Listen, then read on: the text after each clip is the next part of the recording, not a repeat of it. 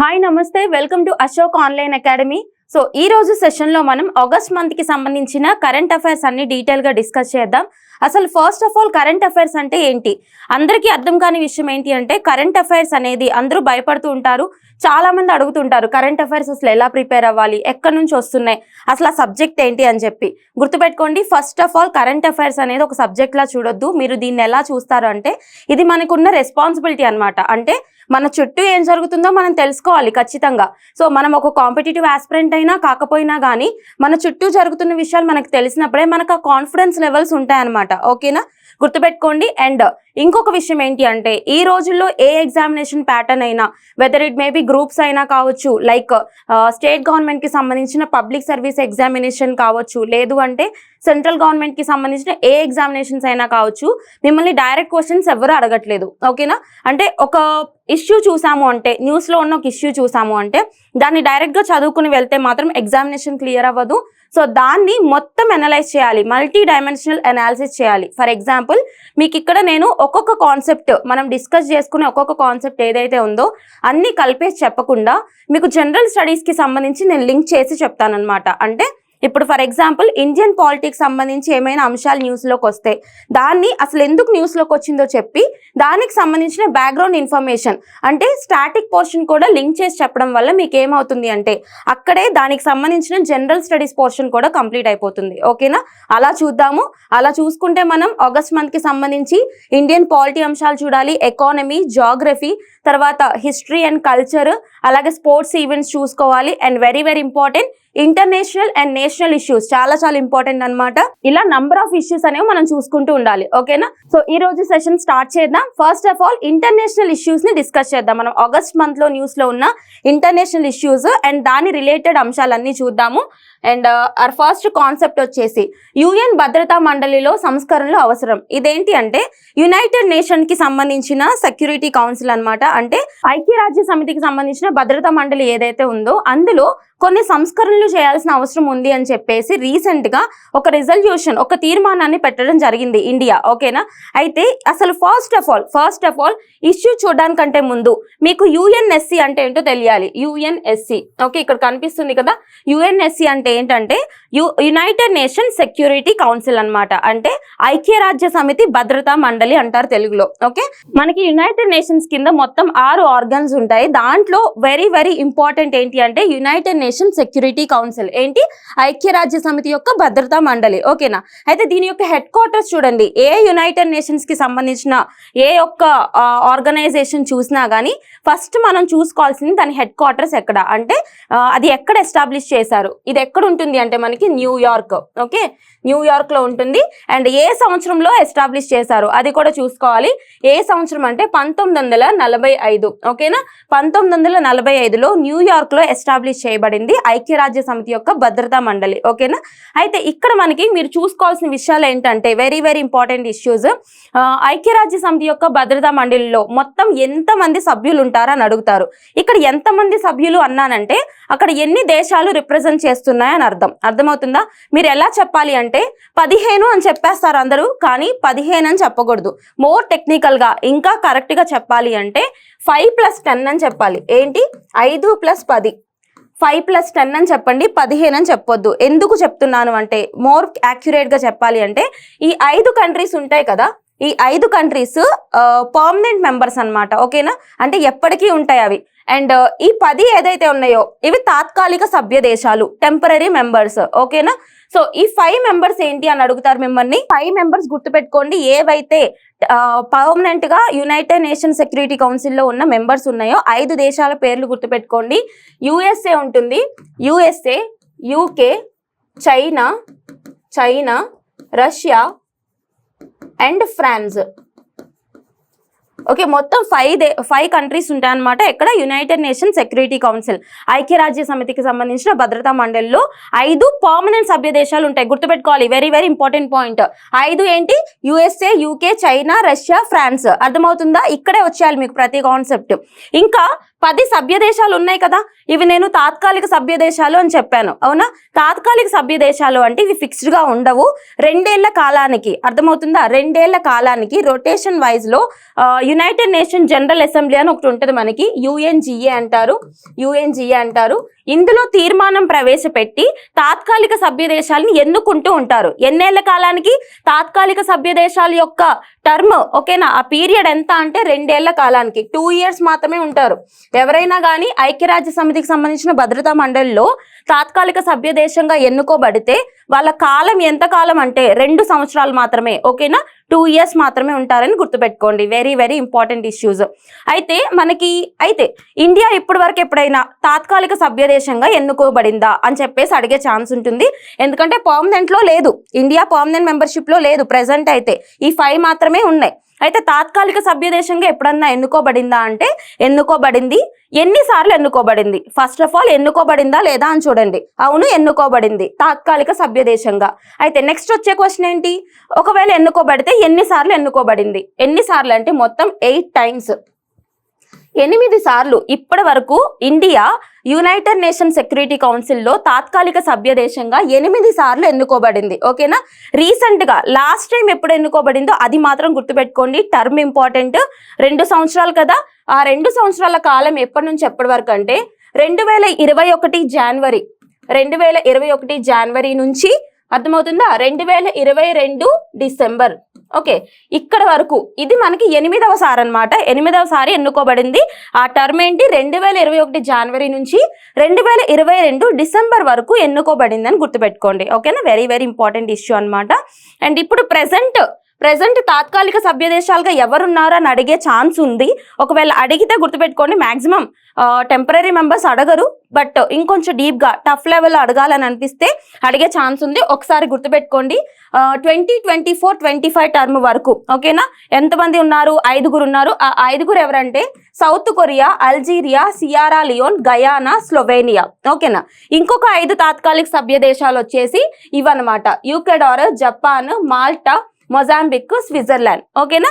ఈ 10 దేశాలు ప్రెసెంట్ ఉన్నాయి. అయితే ఈ 5 సభ్య దేశాలు, ఇక్కడ మెన్షన్ చేసిన 5 సభ్య దేశాలు ఏవైతే ఉన్నాయో వీటి యొక్క టర్మ్ 2024 ఎండింగ్ తో, అంటే 2024 డిసెంబర్ తో పూర్తవుతుంది. అప్పుడేం జరుగుతుంది? ఈ 5 సభ్య దేశాల ప్లేస్ లో ఇంకొక 5 సభ్య దేశాలని ఎన్నుకుంటారనమాట. అర్థమవుతుందా? ఇలా రొటేషన్ వైస్ లో 10 మెంబర్స్ అనేవాళ్ళు ఎప్పుడు టెంపరీగా ఉంటూనే ఉంటారు యుఎన్ఎస్సిలో. ఇది మనకి complete information about United nations security council, ఐక్యరాజ్య సమితి యొక్క భద్రతా మండలికి సంబంధించిన సంపూర్ణ సమాచారం, ఓకేనా.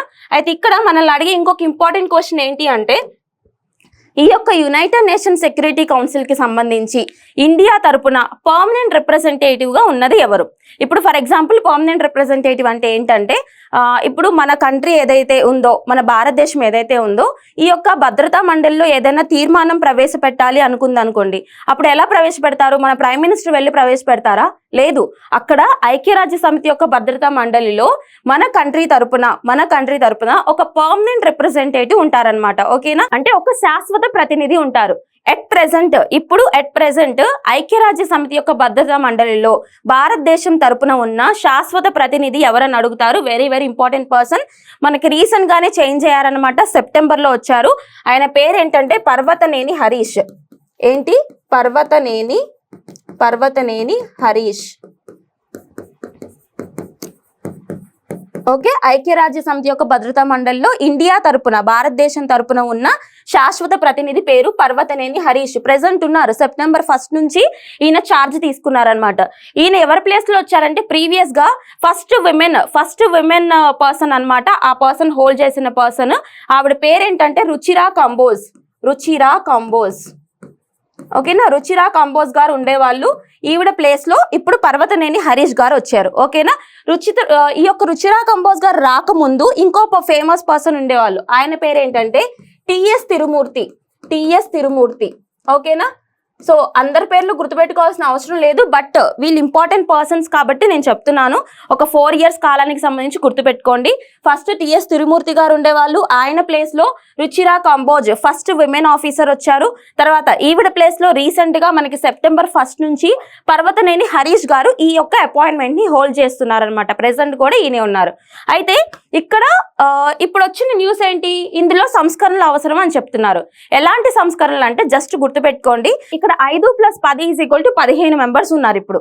అయితే ఈ యొక్క సంఖ్యని 25కు లేదా 26కు పెంచాలని చెప్పేసి తీర్మానం పెట్టారనమాట.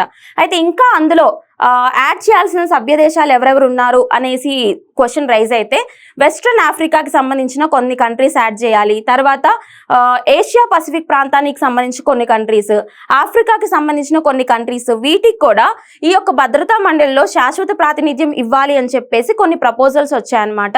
అలాగే ఇండియా కూడా, భారతదేశం కూడా ఐక్యరాజ్య సమితికి ఇందులో ఉన్న UNSCకి సంబంధించిన పర్మనెంట్ మెంబర్షిప్ కోరుకుంటుంది. అంటే ఈ 5 సభ్య దేశాలతో కూడా భారతదేశం కూడా ఉండాలని కోరుకుంటుంది. అయితే దీన్ని సపోర్ట్ చేస్తూ రీసెంట్ గా ఫ్రాన్స్ కూడా అనౌన్స్ చేసింది. ఫ్రాన్స్ కి సంబంధించిన ప్రెసిడెంట్ ఎవరండి, ఇమాన్యుయల్ మెక్రాన్ గారు. అవునా, ఆయనకి ఇండియాకి సంబంధించిన డిప్లొమాటిక్ రిలేషన్షిప్స్ చాలా బాగా. రీసెంట్ గా చూసుకుంటే మన ఈ సంవత్సరానికి సంబంధించిన రిపబ్లిక్ డే సెలబ్రేషన్స్ జరిగాయి కదా, ఆ రోజున ప్రతి ఒక్క సంవత్సరం ఒక చీఫ్ గెస్ట్ ని పిలుస్తాం మనం. అవునా, మన ఇండియన్ గవర్నమెంట్. సో ఈ సంవత్సరానికి సంబంధించి ఫ్రాన్స్ నుంచి ఇమాన్యుయల్ మెక్రాన్ గారు చీఫ్ గెస్ట్ గా వచ్చారు. అవునా, సో గుర్తుపెట్టుకోండి. అలా చూసుకుంటే ఫ్రాన్స్ కి ఇండియాకి దౌత్యపరమైన సంబంధాలు చాలా పాజిటివ్ గా ఉంటాయి. అందుకని చెప్పేసి ఫ్రాన్స్ కి సంబంధించిన ఇమాన్యుయల్ మెక్రాన్ మన ఇండియా యొక్క ప్రపోజల్ ని సపోర్ట్ చేశారనమాట. ఓకే, గుర్తుపెట్టుకోండి, వెరీ వెరీ ఇంపార్టెంట్. అండ్ ఈ 5 కంట్రీస్ కి ఉన్న ఎక్స్క్లూజివ్ పవర్స్ ఏంటి అంటే వీటో పవర్స్ కలిగి ఉంటుంది. ఈ 5 కంట్రీస్ పర్మనెంట్ మెంబర్స్ కి వీటో పవర్ ఉంటుంది. వీటో పవర్ అంటే ఏంటండి, ఇప్పుడు ఫర్ ఎగ్జాంపుల్ ఏదైనా ఒక తీర్మానం ప్రవేశపెట్టారు, భద్రతా మండలిలో ఏదైనా ఒక తీర్మానం ప్రవేశపెట్టినప్పుడు ఏం జరుగుతుంది అంటే ఓటింగ్ కండక్ట్ చేస్తారనమాట. ఓటింగ్ లో మిగతా వాళ్ళందరూ సపోర్ట్ చేసినా ఏదన్నా ఒక్క కంట్రీ, అంటే ఈ 5 కంట్రీస్ లో 4 కంట్రీస్ సపోర్ట్ చేసి ఏదన్నా ఒక్క కంట్రీ సపోర్ట్ చేయకుండా ఉన్నా గానీ ఆ తీర్మానం వీగిపోతుంది. అర్థమవుతుందా, ఆ తీర్మానం పాస్ అవుదన్నమాట. అది ఎక్స్క్లూజివ్ పవర్, వీటో పవర్ అంటారు. అంత పవర్ఫుల్ అన్నమాట ఈ 5 కంట్రీస్. గుర్తుపెట్టుకోండి, ఇది మనకి UNSCకి సంబంధించిన కంప్లీట్ ఇన్ఫర్మేషన్. కొన్ని రీఫార్మ్స్ అవసరం అని చెప్పి న్యూస్ లోకి వచ్చింది కాబట్టి దీనికి సంబంధించిన కంప్లీట్ బ్యాక్గ్రౌండ్ ఇన్ఫర్మేషన్ మనం చూసుకున్నాం. ఓకేనా, అండ్ ఆ నెక్స్ట్ టాపిక్ వెళ్దాం మనం. ఇక్కడ నారికేల్ జింజీరా పేరు చూడండి, నారికేల్ జింజీరా ఎక్కడన్నా విన్నట్టుందా? ఇదేంటంటే ఒక ఐలాండ్ పేరు, అంటే ఒక ద్వీపం పేరు అనమాట. ద్వీపానికి ద్వీపకల్పానికి డిఫరెన్స్ తెలుసు కదా మీకు. ద్వీపం అంటే, ఐలాండ్ అంటే ఏంటి, 4 సైడ్స్ వాటర్ తో ఉంటే దాన్ని మనం ద్వీపం లేదా ఐలాండ్ అంటాం అనమాట. అలా కాకుండా 3 సైడ్స్ వాటర్ ఉండి ఒక సైడ్ మాత్రం ల్యాండ్ ఉంటే దాన్ని ఏమంటాం, ద్వీపకల్పం అంటాం, పెనిన్సులా అంటాం. ఇవన్నీ మనకి జాగ్రఫికల్ టర్మ్స్, మీకు తెలుసు కదా.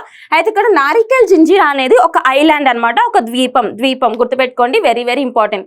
దీనికి ఇంకొక పేరు ఉంది, ఆ పేరు ఏంటంటే సెయింట్ మార్టిన్స్ ఐలాండ్. ఇప్పుడు ఈ ఐలాండ్ గురించి ఇక్కడ ఎందుకు చెప్తున్నారు, మనం చెప్పుకునేవన్నీ ఇంటర్నేషనల్ రిలేషన్స్ కదా, ఇది జాగ్రఫీలో చెప్పాలి కదా అంటే ఇది జాగ్రఫీకి రిలేట్ అవుతుంది, ఇంటర్నేషనల్ రిలేషన్స్ కి, అంతర్జాతీయ అంశాలకు కూడా రిలేట్ అవుతుంది. ఎలా రిలేట్ అవుతుంది అంటే ఈ యొక్క ఐలాండ్ ఏదైతే ఉందో ఇది బంగ్లాదేశ్ కి సంబంధించిన సివిల్ అన్రెస్ట్ కి కారణమైంది అని చెప్పేసి. అంటే మనం ఇప్పుడు రీసెంట్ గా చూసుకుంటే మీ అందరికీ తెలుసు, చాలా పెద్ద సివిల్ అన్రెస్ట్ అనేది బంగ్లాదేశ్ లో వచ్చింది. అవునా, ఎంత పెద్ద సివిల్ అన్రెస్ట్ అంటే అక్కడ ప్రభుత్వమే పడిపోయింది అనమాట. ప్రధానమంత్రి షేక్ హసీనా గారు దేశం వదిలేసి ఇండియా వచ్చేసారు అప్పట్లో. అవునా, ఇంత పెద్ద సివిల్ అన్రెస్ట్ రావడానికి కారణం ఏంటి, అవన్నీ మనం డిస్కస్ చేద్దాము. కానీ అంతకంటే ముందు ఈ ఐలాండ్ న్యూస్ లోకి ఎందుకు వచ్చింది అంటే ఇక్కడ బంగ్లాదేశ్ లో జరుగుతున్న సివిల్ అన్రెస్ట్ ఏదైతే ఉందో దీనికి కారణం ఈ ఐలాండ్ USA వాళ్ళకి ఇవ్వకపోవడమే అని చెప్పేసి ఒక చిన్న స్టేట్మెంట్ బంగ్లాదేశ్ మాజీ ప్రధాని షేక్ హసీనా గారు ప్రెస్ లో చెప్పారనమాట. అర్థమవుతుందా, ఏంటి, ఈ ఐలాండ్ ని USA వాళ్ళకి అప్పచెప్పకపోవడమే ఇంత పెద్ద సివిల్ అన్రెస్ట్ కి కారణం, అంటే వెనక నుండి నడిపించింది మొత్తం USAనే అని చెప్పేసి ఒక స్టేట్మెంట్ రిలీజ్ చేశారు. ఎవరు, బంగ్లాదేశ్ కి సంబంధించిన former prime minister Sheikh Hasina గారు. ఓకేనా, గుర్తుపెట్టుకోండి, వెరీ వెరీ ఇంపార్టెంట్. దీనికి సంబంధించి జాగ్రఫికల్ ఇన్ఫర్మేషన్ చూడడానికంటే ముందు ఫస్ట్ ఆఫ్ ఆల్ బంగ్లాదేశ్ లో ఇంత పెద్ద సివిల్ అన్రెస్ట్ రావడానికి కారణం ఏంటో చూడాలి. తెలుసా మీకు అసలు ఏం జరిగింది బంగ్లాదేశ్ లో అంటే, ఫస్ట్ మనం చూసుకుంటే ఇండియాకి సంబంధించి చూసుకుంటే అయితే దీనికి సంబంధించి మనం బ్యాక్గ్రౌండ్ నుంచి రావాల్సిన అవసరం ఉంటుంది. చూడండి, మనకి 1971 లోకి వెళ్దాం. ఎప్పుడు? 1971, 1971. ఏం జరిగింది అప్పుడు? బంగ్లాదేశ్ కి సంబంధించిన లిబరేషన్ వార్ జరిగింది. అంటే ఏంటి? బంగ్లాదేశ్ అప్పట్లో పాకిస్తాన్ తో కలిసి ఉంది కదా, అవునా? మనం ఈస్ట్ పాకిస్తాన్, వెస్ట్ పాకిస్తాన్ అని చెప్తాం వాటిని, ఓకేనా? అప్పట్లో కలిసి ఉండేది. తర్వాత బంగ్లాదేశ్ పాకిస్తాన్ నుంచి ఫ్రీడమ్ కోరుకుంది. ఎప్పుడు? అప్పుడు 1971 లో వార్ స్టార్ట్ అయిందనమాట. ఆ వార్ కి బంగ్లాదేశ్ యొక్క ఇండిపెండెన్స్ వార్ లేదా లిబరేషన్ వార్, బంగ్లాదేశ్ యొక్క స్వేచ్ఛకు సంబంధించిన వార్ ఏదైతే ఉందో, ఇందులో పాకిస్తాన్ కి అగెయిన్స్ట్ గా, బంగ్లాదేశ్ కి సపోర్ట్ గా భారతదేశం నిలబడింది, అవునా? అప్పుడు 1971 లో ఇండో పాక్ వార్ జరిగింది. గుర్తుందా మీకు? మనకి నేషనల్ ఎమర్జెన్సీ వచ్చింది రెండవసారి. గుర్తుందా? 1971. అసలు ఫస్ట్ నేషనల్ ఎమర్జెన్సీ ఎన్నిసార్లు వచ్చింది మనకి ఇండియాలో? 3 సార్లు వచ్చింది. అన్ని డిస్కస్ చేద్దాం. ఫస్ట్ ఎప్పుడు వచ్చింది? 1962 లో వచ్చింది. 1962 లో ఇండియా చైనా వార్ వల్ల మనకి జాతీయ అత్యవసర పరిస్థితి వచ్చిందనమాట, బయట కారణాల వల్ల. రెండోసారి బయట కారణాల వల్ల జాతీయ అత్యవసర పరిస్థితి ఎప్పుడు వచ్చిందంటే 1971 లో. ఏంటిది? ఇండో పాకిస్తాన్ వార్ అన్నమాట, ఓకేనా? ఇక్కడ ఇండో పాకిస్తాన్ వార్ అనేది మన కోసం మనం చేసుకునేది కాదు, బంగ్లాదేశ్ కి ఫ్రీడమ్ కోసం మనం సపోర్ట్ చేసామన్నమాట. గుర్తుపెట్టుకోండి, వెరీ వెరీ ఇంపార్టెంట్. అయితే అప్పుడు మనం సపోర్ట్ చేసినప్పుడు ఏం జరిగింది అంటే బంగ్లాదేశ్ కి ఫ్రీడమ్ వచ్చింది. ఎవరి నుంచి? పాకిస్తాన్ నుంచి బంగ్లాదేశ్ కి ఫ్రీడమ్ వచ్చేసింది. అప్పటి నుంచి బంగ్లాదేశ్ అనేది సెపరేట్ కంట్రీగా కొనసాగుతుంది, అవునా? సో బంగ్లాదేశ్ అనేది 1971 తర్వాత ఫ్రీడమ్ వచ్చిన తర్వాత ఒక సెపరేట్ కంట్రీ కింద కొనసాగుతుంది.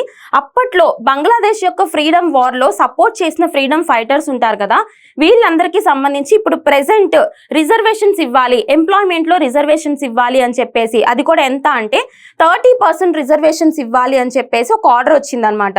దానికి అగెయిన్స్ట్ గా ఇక్కడ మొత్తం సివిల్ అన్రెస్ట్ అనేది రైజ్ అయింది బంగ్లాదేశ్ కంట్రీలో. అర్థమవుతుందా? 30% కంటే ఎక్కువ వాళ్ళ ఫ్యామిలీస్ కే, అంటే ఫ్రీడమ్ ఫైటర్స్ యొక్క ఫ్యామిలీస్ కే ఇచ్చేస్తే మిగతా వాళ్ళ పరిస్థితి ఏంటి అని చెప్పేసి అంత పెద్ద గొడవ జరిగిందనమాట బంగ్లాదేశ్ లో. తర్వాత అది కొట్టివేసి జస్ట్ 5% కి మాత్రం లిమిట్ చేస్తామని చెప్పినా గానీ అక్కడ అన్రెస్ట్ ఆగలేదు. ఎంత పెద్ద అన్రెస్ట్ రైజ్ అయింది అంటే అక్కడ బంగ్లాదేశ్ కి సంబంధించిన ఫార్మర్ ప్రైమ్ మినిస్టర్, ఇప్పుడు మనం డిస్కస్ చేసుకుంటున్న షేక్ హసీనా గారు రిజైన్ చేసేసి కంట్రీ వదిలేసి ఇండియా కూడా వచ్చేసారు. గుర్తుందా మీకు? అయితే ఇది మనకు అక్కడ జరిగిన వార్ యొక్క బేసిక్ బ్యాక్గ్రౌండ్ అన్నమాట. అయితే ఇప్పుడు ఈ వార్ గురించి ఎందుకు చెప్తున్నాను? మీకు చెప్పాను కదా, బంగ్లాదేశ్ కి సంబంధించి ఈ వార్ కి సంబంధించి షేక్ హసీనా గారు స్టేట్మెంట్ ఇచ్చారు. ఏమని? ఈ ఐలాండే మెయిన్ కారణం. మనం ఇప్పుడు డిస్కస్ చేసుకున్న నారికేల్ జింజీరా ఐలాండే మెయిన్ కారణము. యుఎస్ఏకి ఈ ఐలాండ్ అప్పచెప్పకపోవడం వల్లనే ఇంత పెద్ద గొడవ చేయించింది వెనక నుంచి అన్నట్టు ఒక స్టేట్మెంట్ ఇచ్చారనమాట, ఓకేనా? ఇండైరెక్ట్ గా చెప్పడం జరిగింది. సో ఇప్పుడు మనం ఐలాండ్ కి సంబంధించిన బ్యాక్గ్రౌండ్ ఇన్ఫర్మేషన్, సో ఇప్పుడు మీకు వార్ గురించి అర్థమైంది కదా. అయితే ఇప్పుడు ఐలాండ్ కి సంబంధించిన జియోగ్రఫికల్ ఇన్ఫర్మేషన్ కూడా చూసేద్దాం. ఇక్కడ చూడండి, ఈ సెయింట్ మార్టిన్స్ ఐలాండ్ కనిపిస్తుందా? ఇది సెయింట్ మార్టిన్స్ ఐలాండ్, ఓకేనా? ఇది ఎక్కడ ఉంటుంది అంటే బంగ్లాదేశ్, మయన్మార్. ఇది బంగ్లాదేశ్ కదా, ఇది మయన్మార్ కదా. దీనికి సంబంధించిన మ్యారిటైమ్ బౌండరీ, సముద్ర సరిహద్దుకి దగ్గరలో ఉంటుంది అనమాట, ఓకే? గుర్తుపెట్టుకోండి, బంగ్లాదేశ్ కి మయన్మార్ కి మధ్యలో ఉన్న సముద్ర సరిహద్దుకి దగ్గరలో ఉంటుంది Saint Martin's island, okay? 3 square kilometres area ఉంటుంది మొత్తం ఐలాండ్ అంతా కూడా. దాన్నే నారికేల్ జింజీరా అంటారు, లేదు అంటే కోకోనట్ ఐలాండ్ అని కూడా అంటారు. ఏంటి? కోకోనట్ ఐలాండ్ అని కూడా అంటారు. ఏం పేరు? కోకోనట్ ఐలాండ్ అన్న దీని పేరేనమాట, గుర్తుపెట్టుకోండి. ఇలా కూడా అడగొచ్చు మనల్ని క్వశ్చన్స్. కోకోనట్ ఐలాండ్ అంటే ఏంటి? నారికేల్ జింజీరా అంటే ఏంటి? లేదా సెయింట్ మార్టిన్స్ ఐలాండ్ అంటే ఏంటి? అండ్ ఇక్కడ దీని లొకేషన్ అర్థమైంది కదా మీకు. అండ్ ఇంకొక పాయింట్ గుర్తుపెట్టుకోండి, కాక్స్ బజార్ అనే ఒక పెనిన్సులా ఉంది బంగ్లాదేశ్ కి సంబంధించి. కాక్స్ బజార్ ఇక్కడ కనిపిస్తుంది కదా, కాక్స్ బజార్. దీనికి ఇంకొక పేరు కూడా ఉంది, తెక్కనాఫ్ పెనిన్సులా. పెనిన్సులా అంటే నేను ఆల్రెడీ చెప్పాను, ద్వీపకల్పం. 3 సైడ్లు వాటర్ ఉంటుంది, ఒక సైడ్ మాత్రం ల్యాండ్ ఉంటుంది, ఓకేనా? దీన్నే కాక్స్ బజార్ అంటారు లేదా తెక్నాఫ్ పెనిన్సులా అంటారు. ఇక్కడ కనిపిస్తుంది కదా, ఇది కాక్స్ బజార్ అన్నమాట. ఈ కాక్స్ బజార్ నుంచి 9 కిలోమీటర్ల దూరంలో ఉంటుంది అనమాట. అర్థమవుతుందా? ఎంత? 9 కిలోమీటర్స్ సౌత్ పోర్షన్ లో ఉంటుంది. సో లొకేషన్స్ జాగ్రత్త గుర్తుపెట్టుకోవాలి, చాలా చాలా ఇంపార్టెంట్. ఇలానే అడుగుతారు క్వశ్చన్స్ డీప్ గా అడిగితే. ఏంటి? కాక్స్ బజార్ నుంచి సెయింట్ మార్టిన్స్ ఐలాండ్ ఎంత డిస్టెన్స్ లో ఉంటుందంటే 9 కిలోమీటర్ల డిస్టెన్స్ లో ఉంటుందన్నమాట. గుర్తుపెట్టుకోండి, వెరీ వెరీ ఇంపార్టెంట్. ఇది మనకి సెయింట్ మార్టిన్స్ యొక్క స్ట్రాటజికల్ లొకేషన్. ఓకే, ఇక్కడ ఎక్కువగా సిన్నమన్ పండిస్తారు, తర్వాత కొబ్బరికాయలు పండిస్తారు. వెరీ వెరీ ఇంపార్టెంట్ అన్నమాట. అయితే ఈ ఐలాండ్ కి సంబంధించి బంగ్లాదేశ్ కి మయన్మార్ కి సరిహద్దు డిస్ప్యూట్స్ ఉన్నాయన్నమాట. అంటే సరిహద్దు గొడవలు ఉన్నాయి. ఆ గొడవలన్నింటినీ కూడా రిజాల్వ్ చేసుకుని 1974 ఈ ఇయర్ గుర్తుపెట్టుకోండి, 1974 1974 సంవత్సరంలో బంగ్లాదేశ్ మయన్మార్ కలిపి ఒక ఒప్పందం చేసుకున్నాయి. ఏంటి ఆ ఒప్పందం అంటే సెయింట్ మార్టిన్స్ ఐలాండ్ మీద మొత్తం సావరిన్ పవర్స్, మొత్తం అధికారాలన్నీ కూడా బంగ్లాదేశ్కే ఇచ్చే విధంగా ఒక ఒప్పందం ఎప్పుడు చేసుకుంది అని అడుగుతారు. ఎప్పుడు? 1974 1974 సంవత్సరంలో.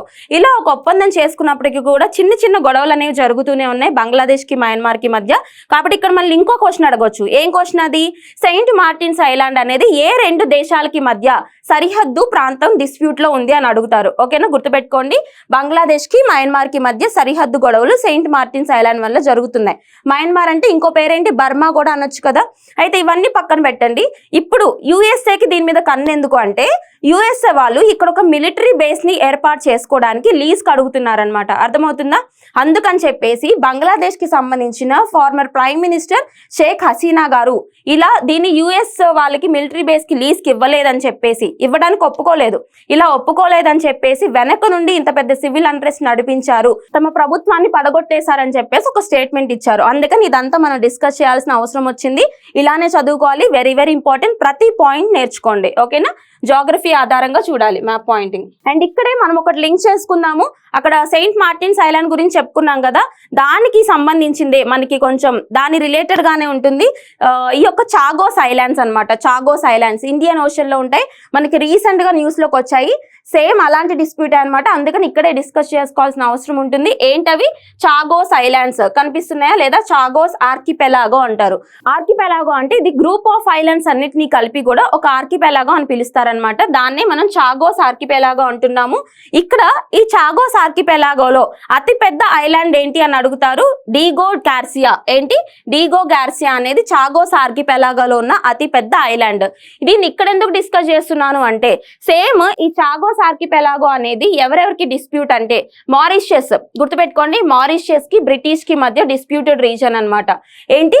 మారిషియస్ కి బ్రిటిష్ కి మధ్య డిస్ప్యూటెడ్ రీజన్ చాగోస్ ఆర్కిపెలాగో. ఎప్పుడో ప్రీవియస్ గా బ్రిటిష్ ఇండియన్ ఓషన్ టెరిటరీ కింద అంటే బ్రిటిష్ వాళ్ళకి సంబంధించి ఇండియన్ ఓషన్ లో ఉన్న ఒక ప్రాంతం ఏంటి అంటే చాగోస్ ఆర్కిపెలాగో. దాన్ని మనం ఇంగ్లీష్ లో BIOT అంటాం, బ్రిటిష్ ఇండియన్ ఓషన్ టెరిటరీ అని చెప్పేసి. అంటే అర్థం చేసుకోండి, ఇండియన్ ఓషన్ లో బ్రిటిష్ వాళ్ళకి సంబంధించిన ఒక ప్రాంతం చాగోస్ ఆర్కిపెలాగో. అది ఇప్పటి వరకు కూడా బ్రిటిష్ కంట్రోల్లోనే ఉంది, కానీ అది అన్యాయంగా ఆక్రమించుకుందనమాట. ఇది యాక్చువల్లీ మారిషియస్ కి సంబంధించింది. ఏంటి? ఈ ఆర్కిపెలాగో ఎవరికి సంబంధించిందండి? మారిషియస్ కి సంబంధించింది. రీసెంట్ గా ఇంటర్నేషనల్ కోర్ట్ ఆఫ్ జస్టిస్ ఉంది కదా, అంతర్జాతీయ న్యాయస్థానం ఏదైతే ఉందో ఎక్కడుంటుంది? ICJ, international court of justice, అంతర్జాతీయ న్యాయస్థానం అంటారు. హేగ్స్, నెదర్లాండ్స్ లో ఉంటుంది. గుర్తుపెట్టుకోండి, వెరీ వెరీ ఇంపార్టెంట్. ఇవన్నీ నెదర్లాండ్స్ లో ఉంటుంది అనమాట. సో అంతర్జాతీయంగా ఏ రెండు కంట్రీస్ కి మధ్య అయినా డిస్ప్యూట్ ఉంటే ఈ ఇంటర్నేషనల్ కోర్ట్ ఆఫ్ జస్టిస్ వాటిని సాల్వ్ చేస్తుంది అనమాట. So international court of justice జోక్యం చేసుకుని ఈ యొక్క ఐలాండ్స్ ఏవైతే ఉంటాయో వీటి యొక్క సావర్నిటీ పవర్ ఏదైతే ఉందో దీన్ని మారిషియస్ కి ఇచ్చేయాలి బ్రిటిష్ నుంచి అని చెప్పేసి జోక్యం చేసుకుని చెప్పడం జరిగింది. దాంతో ఈ బ్రిటిష్ వాళ్ళు ఏం చేశారంటే రీసెంట్ గా ఈ చాగోస్ ఆర్కిపెలాగో మీద అధికారం మొత్తం మారిషియస్ కి ఇచ్చేశారు. కాబట్టి న్యూస్ లో ఉంది, వెరీ వెరీ ఇంపార్టెంట్. సో పక్కా అడుగుతారు. ఎలా అడగొచ్చు అంటే చాగోస్ ఆర్కిపెలాగో అనేది ఎక్కడుంది, అలాగే ఎవరికి సంబంధించింది అని అడగొచ్చు. ప్రెజెంట్ చూసుకుంటే చాగోస్ ఆర్కిపెలాగో మీద మొత్తం పవర్ మారిషియస్ కంట్రీకి ఉంటుంది. ఏంటి? మారిషియస్. అర్థమవుతుందా? ఇది గొడవ అన్నమాట. కాకపోతే మొత్తం అన్ని ఇచ్చేశారు, ఒక్క ఐలాండ్ తప్ప. ఒక్క ఐలాండ్ మాత్రం బ్రిటిష్ కంట్రోల్లోనే ఉంది ఈ ఆర్కిపెలాగోలో. ఓకేనా? ఆ ఐలాండ్ ఏంటి అంటే అతిపెద్ద ఐలాండ్ డీగో గార్సియా మాత్రం ఇంకా బ్రిటిష్ కంట్రోల్లోనే ఉంది. ఎందుకు అది మాత్రం ఇవ్వలేదు అంటే ఇది ఆల్రెడీ యుఎస్ఏ వాళ్ళకి లీజ్కి ఇచ్చేశారు. బ్రిటిష్ వాళ్ళు దేనికి మిలిటరీ బేస్ కట్టుకోవడానికి యుఎస్ఏ వాళ్ళకి ఆల్రెడీ లీజ్కి ఇచ్చేసారనమాట. అర్థమవుతుందా? యుఎస్ఏ వాళ్ళు మిలిటరీ బేస్ కట్టుకున్నారు డీగో గార్సియాలో, అందుకని ఇది ఇంకా అప్పచెప్పలేదు మారిషియస్ కి. సేమ్ మనకి ఇందాక బంగ్లాదేశ్ కి సంబంధించిన గొడవలో కూడా ఆ యొక్క ఐలాండ్స్, సెయింట్ మార్టిన్స్ ఐలాండ్స్ ఏవైతే ఉన్నాయో వాటిని కూడా యుఎస్ఏ వాళ్ళు మిలిటరీ బేస్ కోసమే అడిగారనమాట. ఎవరిని? ప్రైమ్ మినిస్టర్ షేక్ హసీనా గారిని. కానీ ఆవిడ ఒప్పుకోలేదు. గుర్తుపెట్టుకోండి, ఇవన్నీ లింక్ చేసుకుని చదవండి. ఇంటర్నేషనల్ రిలేషన్స్ ని, జాగ్రఫీని కలిపి చదువుకుంటే మనకి డీటెయిల్ గా అర్థమవుతుంది అనమాట. ఓకేనా? మ్యాప్ పాయింటింగ్ బేస్ గా చదవండి. చుట్టుపక్కల ఉన్నవన్నీ కూడా చూడండి లొకేషన్స్. ఎందుకు చెప్తున్నాను అంటే మనకి ఒక క్వశ్చన్ అడిగారు, లేదు అంటే ఒక ఇష్యూ న్యూస్లోకి వచ్చింది అంటే దాని గురించి కాకుండా చుట్టుపక్కల ఉన్నాయని అడుగుతున్నారు. ఫర్ ఎగ్జాంపుల్ మనకి రష్యా యుక్రెయిన్ వార్ ఎప్పుడు స్టార్ట్ అయిందండి? 2022 ఫిబ్రవరి 24న స్టార్ట్ అయింది. అప్పటి నుంచి కూడా బ్లాక్ సీ చుట్టుపక్కల ఉన్న కంట్రీస్ మీద ఎక్కువ ఫోకస్ ఎక్కువైంది ఎగ్జామినర్కి. ఎందుకు? దాని చుట్టుపక్కల మనం ఎంత అబ్జర్వ్ చేస్తున్నామో ఆయనకు తెలియాలి. అర్థమవుతుందా? కాబట్టి ఏ ఇష్యూ అయినా న్యూస్లోకి వస్తే దాని చుట్టుపక్కల ఉన్న ఏరియాస్ని ఫోకస్ చేయండి. ఓకేనా? సో ఇక్కడ next topic, WHO monkey pox ను గ్లోబల్ హెల్త్ ఎమర్జెన్సీగా ప్రకటించింది. నెక్స్ట్ కాన్సెప్ట్ ఏంటంటే ఇది ఫస్ట్ WHO అంటే ఏంటో తెలియాలి మీకు. వరల్డ్ హెల్త్ ఆర్గనైజేషన్, ప్రపంచ ఆరోగ్య సంస్థ. ఓకే, ఇంటర్నేషనల్ గా మొత్తం అన్ని కంట్రీస్ లోను హెల్త్ యొక్క రెగ్యులేషన్స్ చూసుకునే సంస్థ అన్నమాట WHO. దీని యొక్క హెడ్ క్వార్టర్స్ ఎక్కడ? అంతర్జాతీయ సంస్థలు. ప్రతి అంతర్జాతీయ సంస్థకి ఏం చెప్పా నేను? హెడ్ క్వార్టర్స్ చూడాలి. ఎక్కడుంది హెడ్ క్వార్టర్, తర్వాత ఎప్పుడు ఎస్టాబ్లిష్ అయింది, ఏ సంవత్సరంలో ఎస్టాబ్లిష్ అయింది. ఈ 2 పాయింట్స్ ఎవరన్నా చెప్పినా చెప్పకపోయినా మీరు ఖచ్చితంగా చదువుకోవాలి అంతర్జాతీయ సంస్థలకి. ఓకే, ఇక్కడ head quarters, WHO head quarters వచ్చి జెనీవాలో ఉంటాయి. ఏంటి? జెనీవా అంటే స్విట్జర్లాండ్. ఓకేనా? నెక్స్ట్ ఎప్పుడు ఎస్టాబ్లిష్ అయింది? 1948 1948వ సంవత్సరంలో ఎస్టాబ్లిష్ అయింది WHO. ఇది మనకి బేసిక్ పాయింట్ అన్నమాట. ఇప్పుడు WHO ఎందుకు న్యూస్ లోకి వచ్చిందండి? మంకీ పాక్స్ వైరస్ ఏదైతే ఉందో ఈ మంకీ పాక్స్ వైరస్ ని గ్లోబల్ ఎమర్జెన్సీగా డిక్లేర్ చేసిందనమాట. అంటే ఈ మంకీ పాక్స్ అనేది ఎక్కువగా స్ప్రెడ్ అవుతుంది కాబట్టి ప్రపంచ దేశాలన్నీ కూడా జాగ్రత్తగా ఉండాలి. ఇన్క్లూడింగ్ ఇండియా ఉందా అంటే అందులో ఇండియా కూడా ఉంది. గుర్తుపెట్టుకోండి, ఇండియా కూడా ఆ లిస్ట్ లో ఉందన్నమాట. గ్లోబల్ హెల్త్ ఎమర్జెన్సీగా ప్రపంచవ్యాప్తంగా రీసెంట్ గా WHO ఏ డిసీజ్ ని గుర్తించింది అంటే monkey pox. Very very important. And ఇక్కడ ఇంకొక ఇంపార్టెంట్ పాయింట్ ఏంటి అంటే మంకీ పాక్స్ యొక్క పేరుని ఎంపాక్స్ గా మార్చింది WHO. ఎప్పుడో జరిగింది, ఇప్పుడు లింక్ చేస్తున్నా నేను. ఏంటి? ఎంపాక్స్ అని పిలవాలి. ఎంపాక్స్ అంటే మంకీ పాక్స్ అన్నమాట. దాని పేరుని ఎంపాక్స్ గా ఎవరు మార్చారు అని కూడా అడుగుతారు. ఎవరు మార్చారు? WHO world health organisation monkey pox పేరుని ఎంపాక్స్ కింద మార్చేసింది అనమాట. అలాగే ఫస్ట్ ఆఫ్ ఆల్ అసలు మంకీ పాక్స్ వైరస్ అనేది ఏ కంట్రీలో రికాగ్నైజ్ చేశారు, ఏ కంట్రీలో డిస్కవర్ చేశారు అంటే డెమోక్రటిక్ రిపబ్లిక్ ఆఫ్ కాంగో. ఎక్కడ? Democratic republic of Congo. Congo idea ఉంది కదా? సో ఇక్కడ first time monkey pox virus ని ఐడెంటిఫై చేశారనమాట. వెరీ వెరీ ఇంపార్టెంట్ పాయింట్స్ ఇవన్నీ గుర్తుపెట్టుకోండి. ఇప్పుడు ఇండియాలో ఏమైనా మంకీ పాక్స్ కేసెస్ ఉన్నాయా అంటే ఇప్పటి వరకు అయితే మొత్తం కన్ఫర్మ్ అయిన కేసెస్ లేవు. కానీ రీసెంట్ గా మనకి సెప్టెంబర్లో ఒక కేసు నమోదైంది. సస్పీషియస్ కేసు అనమాట. అంటే డౌట్ ఉంది ఇది మంకీ పాక్స్ వైరస్ ఏమో అని చెప్పేసి. ఎక్కడ అంటే ఢిల్లీలో రిపోర్ట్ అయింది. గుర్తుపెట్టుకోండి, సెప్టెంబర్లో. అది ఇంకా నిర్ధారించబడలేదు కాబట్టి గుర్తుపెట్టుకోండి. As of now we are safe అనమాట. Okay, very very important concept. WHO గురించి చూడండి. జెనీవా స్విట్జర్లాండ్ లో ఉంది. 1948లో ఎస్టాబ్లిష్ చేశారు. తర్వాత మంకీ పాక్స్ పేరుని ఎంపాక్స్ గా ఎవరు మార్చారంటే WHO మార్చింది. ఫస్ట్ టైం మంకీ పాక్స్ ని ఎక్కడ ఐడెంటిఫై చేశారు అంటే డెమోక్రటిక్ రిపబ్లిక్ ఆఫ్ కాంగోలో ఐడెంటిఫై చేశారు. ఓకేనా?